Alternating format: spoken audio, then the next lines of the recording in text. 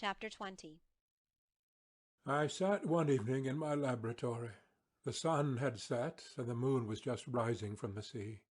I had not sufficient light for my employment, and I remained idle, in a pause of consideration of whether I should leave my labour for the night, or hasten its conclusion by an unremitting attention. As I sat, a train of reflection occurred to me, which led me to consider the effects of what I was now doing.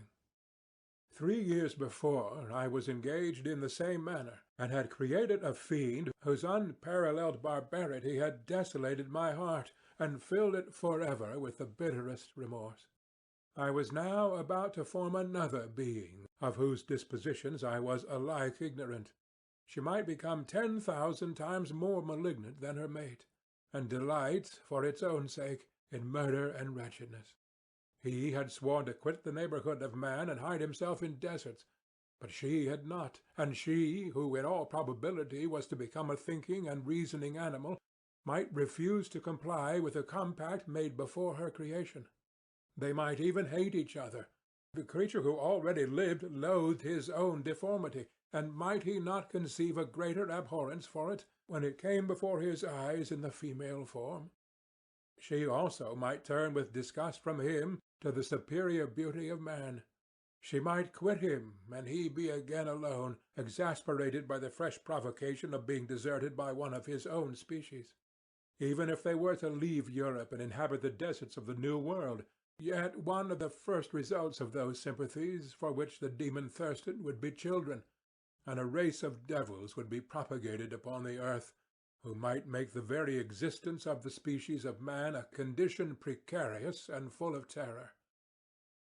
Had I right, for my own benefit, to inflict this curse upon everlasting generations? I had before been moved by the sophisms of the being I had created. I had been struck senseless by his fiendish threats. But now, for the first time, the wickedness of my promise burst upon me. I shuddered to think that future ages might curse me as their pest, whose selfishness had not hesitated to buy its own peace at the price, perhaps, of the existence of the whole human race. I trembled, and my heart filled within me, when, on looking up, I saw by the light of the moon the demon at the casement. A ghastly grin wrinkled his lips as he gazed on me, where I sat fulfilling the task which he had allotted to me. Yes, he had followed me in my travels. He had loitered in forests, hid himself in caves, or taken refuge in wide and desert heaths, and he now came to mark my progress and claim the fulfilment of my promise. As I looked on him, his countenance expressed the utmost extent of malice and treachery. I thought with a sensation of madness on my promise of creating another like to him, and trembling with passion, tore to pieces the thing on which I was engaged. The wretch saw me destroy the creature on whose future existence he depended for happiness, and with a howl of devilish despair and revenge withdrew. I left the room, and locking the door, made a solemn vow in my own heart never to resume my labours, and then, with trembling steps, I sought my own apartment. I was alone. None was near me to dissipate the gloom, and relieve me from the sickening oppression of the most terrible reveries. Several hours passed, and I remained near my window gazing on the sea. It was almost motionless, for the winds were hushed, and all nature reposed under the eye of the quiet moon. A few fishing vessels alone specked the water, and now and then the gentle breeze wafted the sound of voices as the fishermen called to one another. I felt the silence, although I was hardly conscious of its extreme profundity, until my ear was suddenly arrested by the paddling of oars near the shore, and a person landed close to my house. In a few minutes after, I heard the creaking of my door, as if some one endeavoured to open it softly. I trembled from head to foot. I felt a presentiment of who it was, and wished to rouse one of the peasants who dwelt in a cottage not far from mine. But I was overcome by the sensation of helplessness, so often felt in frightful dreams when you in vain endeavour to fly from an impending danger, and was rooted to the spot. Presently I heard the sound of footsteps along the passage, the door opened, and the wretch whom I dreaded appeared. Shutting the door, he approached me and said, in a smothered voice, "You have destroyed the work which you began. What is it that you intend? Do you dare to break your promise? I have endured toil and misery. I left Switzerland with you. I crept along the shores of the Rhine, among its willow islands, and over the summits of its hills.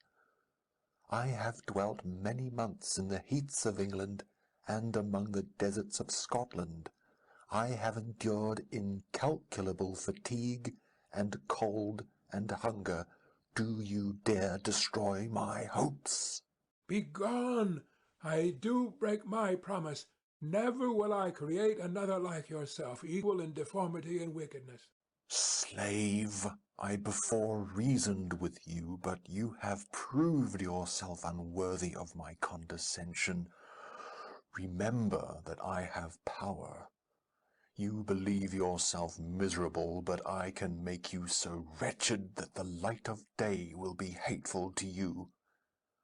You are my creator, but I am your master. Obey!"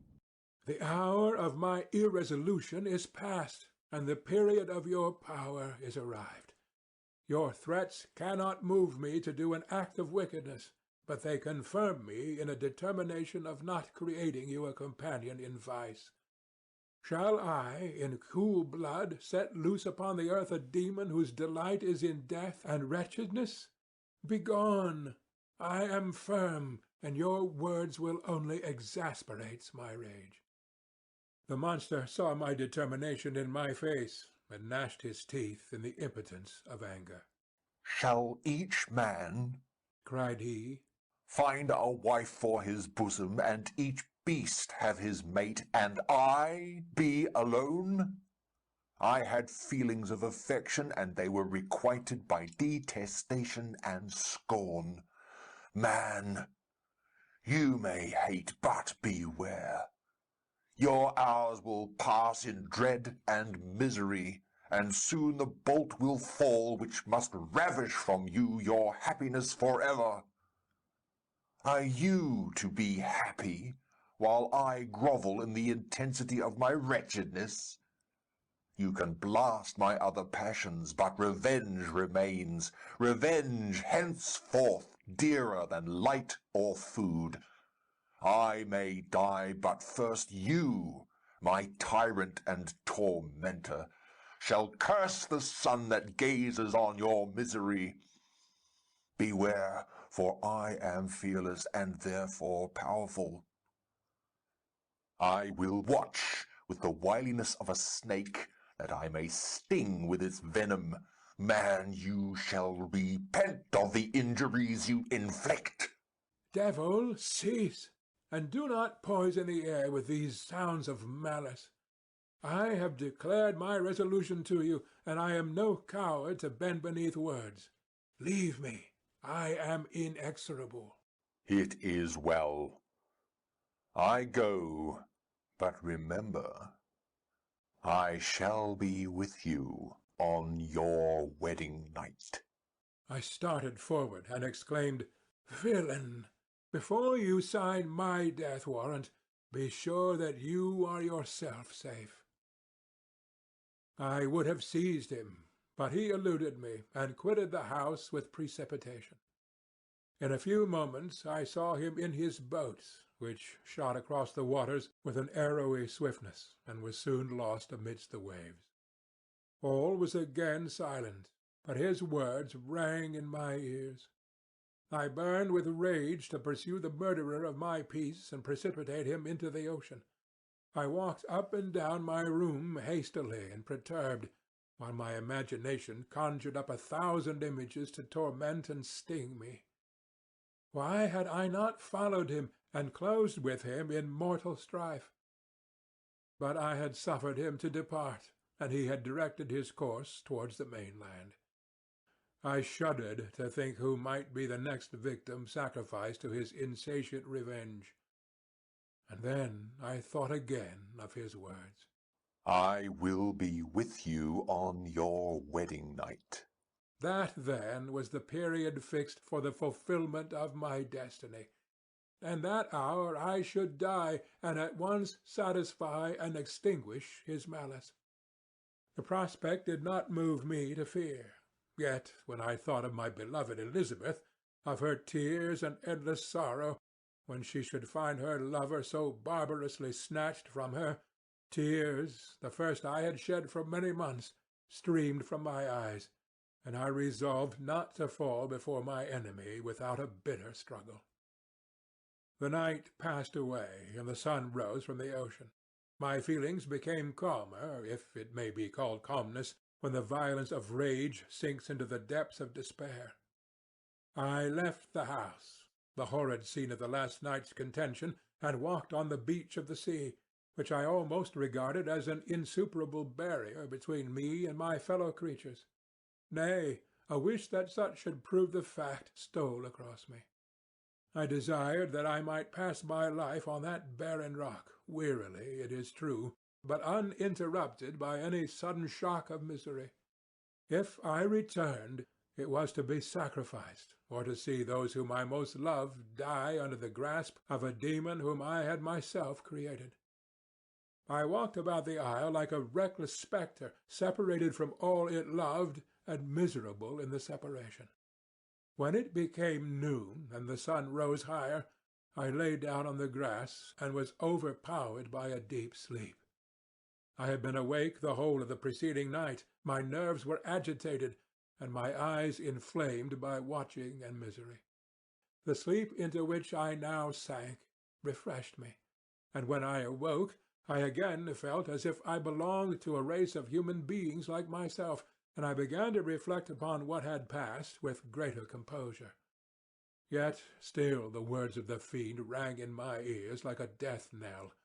They appeared like a dream, yet distinct and oppressive as a reality.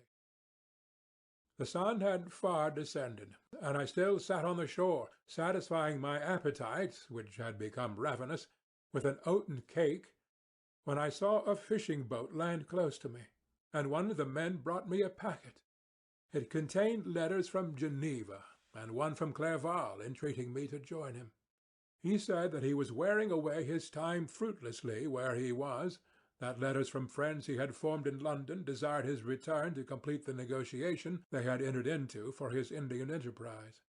He could not any longer delay his departure, but as his journey to London might be followed, even sooner than he now conjectured, by his longer voyage, he entreated me to bestow as much of my society on him as I could spare. He besought me, therefore, to leave my solitary isle and to meet him at Perth, that we might proceed southwards together. This letter in a degree recalled me to life, and I determined to quit my island at the expiration of 2 days. Yet before I departed, there was a task to perform on which I shuddered to reflect. I must pack up my chemical instruments, and for that purpose I must enter the room which had been the scene of my odious work, and I must handle those utensils, the sight of which was sickening to me. The next morning, at daybreak, I summoned sufficient courage and unlocked the door of my laboratory. The remains of the half-finished creature whom I had destroyed lay scattered on the floor, and I almost felt as if I had mangled the living flesh of a human being. I paused to collect myself, and then entered the chamber. With trembling hand I conveyed the instruments out of the room, but I reflected that I ought not to leave the relics of my work to excite the horror and suspicion of the peasants, and I accordingly put them into a basket with a great quantity of stones, and, laying them up, determined to throw them into the sea that very night. And in the meantime I sat upon the beach, employed in cleaning and arranging my chemical apparatus. Nothing could be more complete than the alteration that had taken place in my feelings since the night of the appearance of the demon. I had before regarded my promise with a gloomy despair as a thing that, with whatever consequences, must be fulfilled.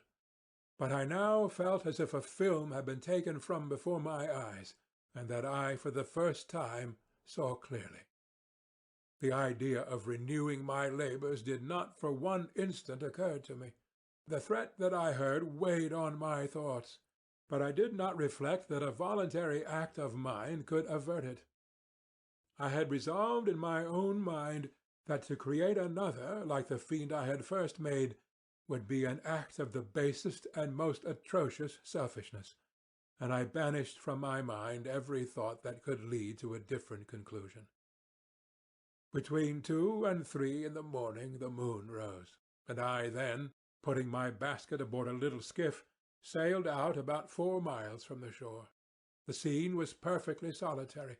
A few boats were running towards land, but I sailed away from them. I felt as if I was about the commission of a dreadful crime, and avoided with shuddering anxiety any encounter with my fellow creatures. At one time the moon, which had before been clear, was suddenly overspread by a thick cloud, and I took advantage of the moment of darkness and cast my basket into the sea. I listened to the gurgling sound as it sank, and then sailed away from the spot. The sky became clouded, but the air was pure, although chilled by the northeast breeze that was then rising. But it refreshed me, and filled me with such agreeable sensations that I resolved to prolong my stay on the water, and fixing the rudder in a direct position, stretched myself at the bottom of the boat. Clouds hid the moon, everything was obscure, and I heard only the sound of the boat as its keel cut through the waves. The murmur lulled me, and in a short time I slept soundly. I do not know how long I remained in this situation, but when I awoke I found that the sun had already mounted considerably. The wind was high, and the waves continually threatened the safety of my little skiff. I found that the wind was northeast, and must have driven me far from the coast from which I had embarked. I endeavored to change my course, but quickly found that if I again made the attempt, the boat would be instantly filled with water. Thus situated, my only resource was to drive before the wind. I confess that I felt a few sensations of terror. I had no compass with me, and was so slenderly acquainted with the geography of this part of the world that the sun was of little benefit to me. I might be driven into the wide Atlantic and feel all the tortures of starvation, or be swallowed up in the immeasurable waters that roared and buffeted around me. I had already been out many hours, and felt the torment of a burning thirst, a prelude to my other sufferings. I looked on the heavens, which were covered by clouds that flew before the wind, only to be replaced by others. I looked upon the sea. It was to be my grave. "Fiend," I exclaimed, "your task is already fulfilled." I thought of Elizabeth, of my father, and of Clerval, all left behind, on whom the monster might satisfy his sanguinary and merciless passions. This idea plunged me into a reverie so despairing and frightful that even now, when the scene is on the point of closing before me forever, I shudder to reflect on it. Some hours passed thus, but by degrees, as the sun declined towards the horizon, the wind died away into a gentle breeze, and the sea became free from breakers. But these gave place to a heavy swell. I felt sick and hardly able to hold the rudder, when suddenly I saw a line of high land towards the south. Almost spent, as I was, by fatigue and the dreadful suspense I endured for several hours, this sudden certainty of life rushed like a flood of warm joy to my heart, and tears gushed from my eyes. How mutable are our feelings, and how strange is that clinging love we have of life, even in the excess of misery! I constructed another sail with a part of my dress, and eagerly steered my course towards the land.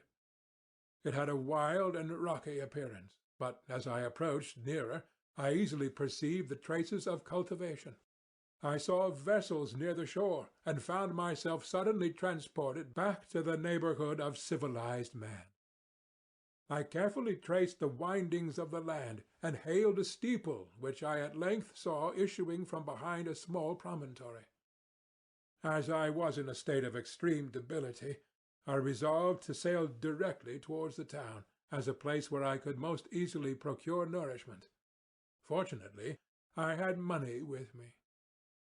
As I turned the promontory, I perceived a small, neat town and a good harbor, which I entered, my heart bounding with joy at my unexpected escape. As I was occupied in fixing the boats and arranging the sails, several people crowded towards the spot. They seemed much surprised at my appearance, but instead of offering me any assistance, whispered together with gestures that at any other time might have produced in me a slight sensation of alarm. As it was, I merely remarked that they spoke English, and I therefore addressed them in that language. "My good friends," said I, "will you be so kind as to tell me the name of this town and inform me where I am?" "You will know that soon enough," replied a man with a hoarse voice. "Maybe you are come to a place that will not prove much to your taste, but you will not be consulted as to your quarters, I promise you." I was exceedingly surprised on receiving so rude an answer from a stranger, and I was also disconcerted on perceiving the frowning and angry countenances of his companions. "Why do you answer me so roughly?" I replied. "Surely it is not the custom of Englishmen to receive strangers so inhospitably?" "I do not know what the custom of the English may be, but it is the custom of the Irish to hate villains." While this strange dialogue continued, I perceived the crowd rapidly increase.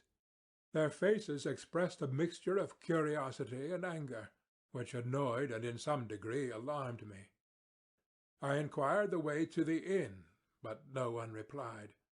I then moved forward, and a murmuring sound arose from the crowd as they followed and surrounded me, when an ill-looking man approaching tapped me on the shoulder and said, "Come, sir, you must follow me to Mr. Curwen's to give an account of yourself."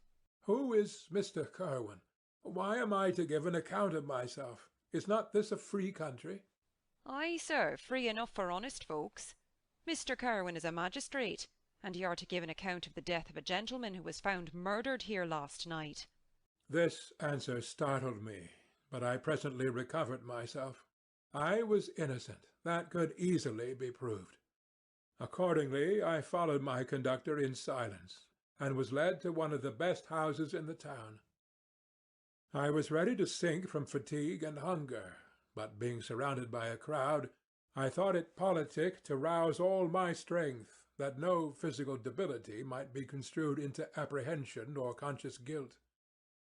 Little did I then expect the calamity that was in a few moments to overwhelm me, and extinguish in horror and despair all fear of ignominy or death. I must pause here, for it requires all my fortitude to recall the memory of the frightful events which I am about to relate in proper detail to my recollection. End of section 22.